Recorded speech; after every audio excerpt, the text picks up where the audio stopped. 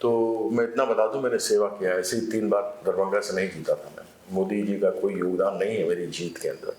और जब मैं बीजेपी में जुड़ा था 93 में, जहां बैठे यहीं से एमएलए था। और बीजेपी में 6 लोग थे जो घूमते थे, कि अंतर्राष्ट्रीय रूप से जिनको लोग जानते थे, कि जिनकी ख्याति थी देश में विदेश में। उसमें अटल जी थे, अडवाणी जी थे, डॉक्टर जोशी थे, उमा भारती थी, शत्रुघ्न सिन्हा थे और हम थे। उसके अलावा बाकी लोग अपने अपने क्षेत्रों में थे।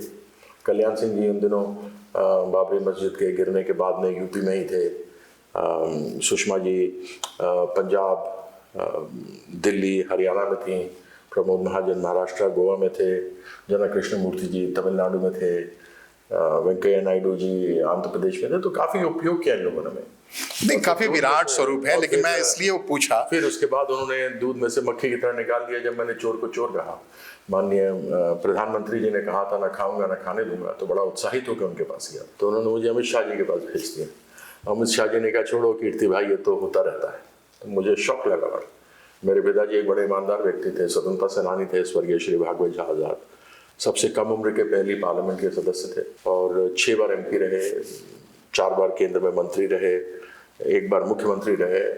आज भी हम किराए पे रहते हैं दिल्ली में। छोटे छोटे कॉर्पोरेटर्स के बाद बड़े बड़े घर मिलेंगे आपको, लेकिन हम किराए पे रहते हैं। तो हमने रखा। महाराणा प्रताप ने कहा घास की रोटी खाएंगे, तो घास की रोटी खाई, लेकिन किसी के साथ समझौता नहीं किया।